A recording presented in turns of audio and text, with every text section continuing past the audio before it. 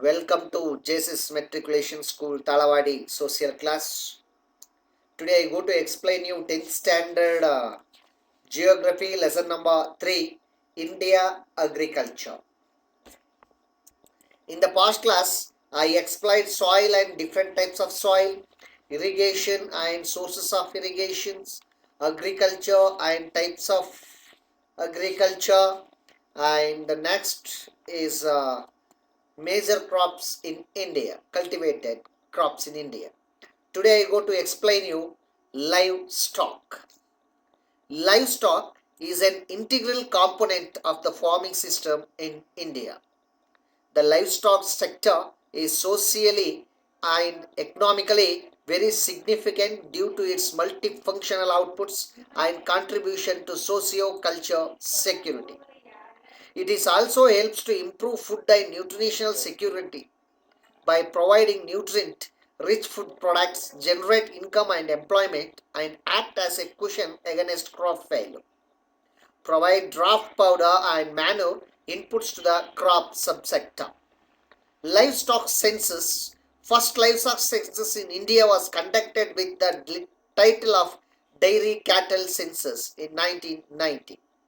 Do you know how is livestock census conducted in Tamil Nadu?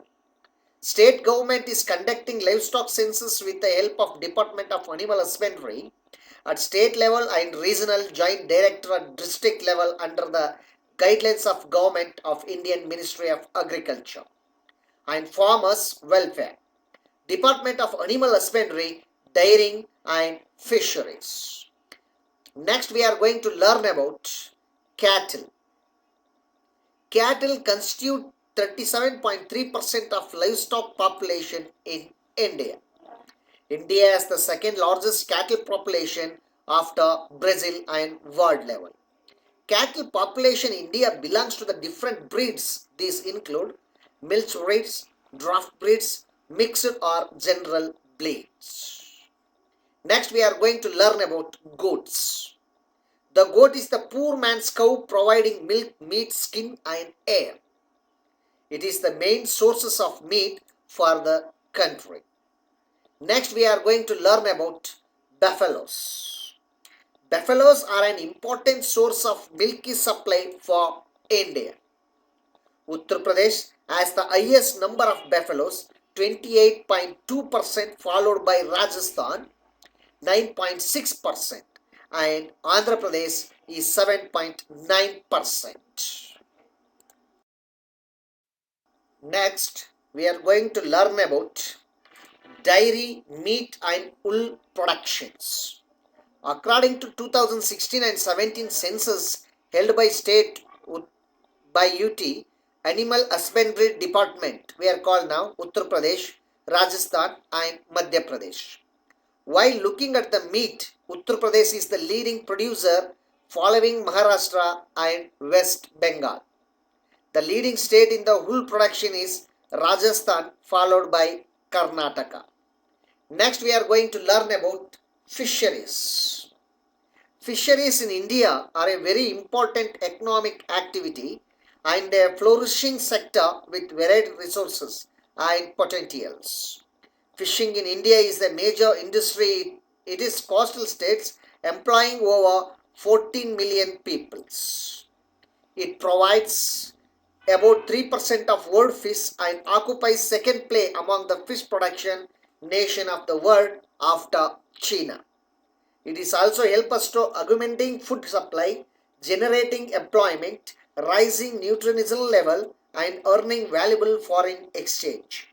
In India, fishing is categorized into three types. They are marine or sea fisheries, inland or freshwater fisheries.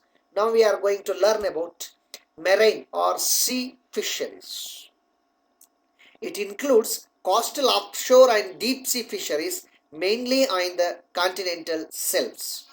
Kerala leads in the marine fish production in India.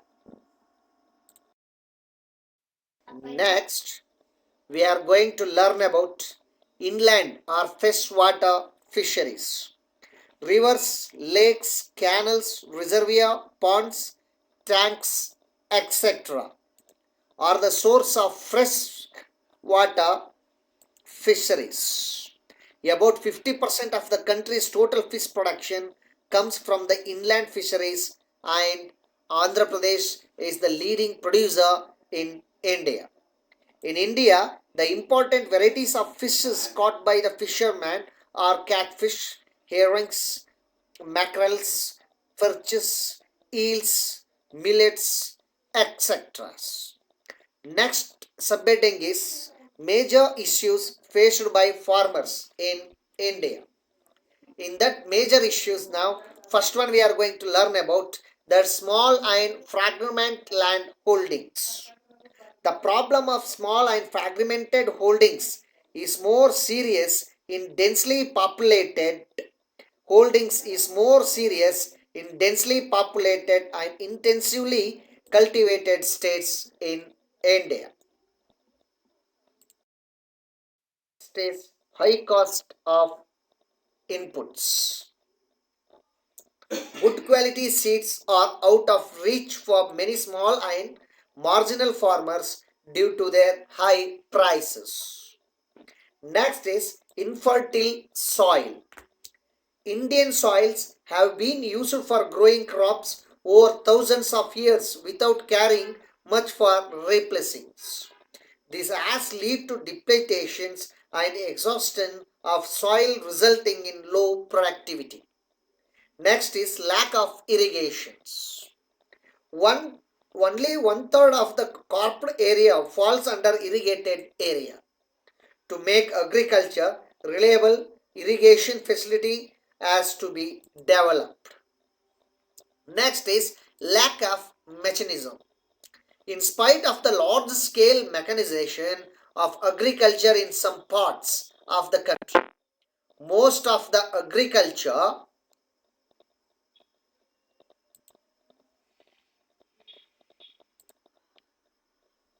most of the agriculture operation in larger parts are carried only by human and using. Next is soil erosions. Large tracts are fertile and suffer from soil erosion by wind and water. Next is agricultural marketing. It is also one major fact. Due to the absence of sound marketing facility, the farmers to have depend on the local traders and middlemen for the disposal of their farm products, which is sold at low price. Besides, there is a function of prices of agricultural products. Next, inadequate storage facilities. Storage facilities in rural area are either totally absent or grossly inadequate. Under such conditions, the farmers are compelled to sell their products immediately after the harvest, irrespective of the conditions of market. Next is inadequate transport. One of the main handicaps with Indian agriculture is the lack of cheap and efficient means of transportations. Next is scarcity of capitals. Agriculture is an important industry which requires a huge capital. The role of capital plays a major role in the purchase of advanced farm machineries and equipments. I will give the problems faced by the farmers in current scenarios. I will give in the right side of your slide, and page number 166 will be there now. See the books and identify the problems faced by the farmers.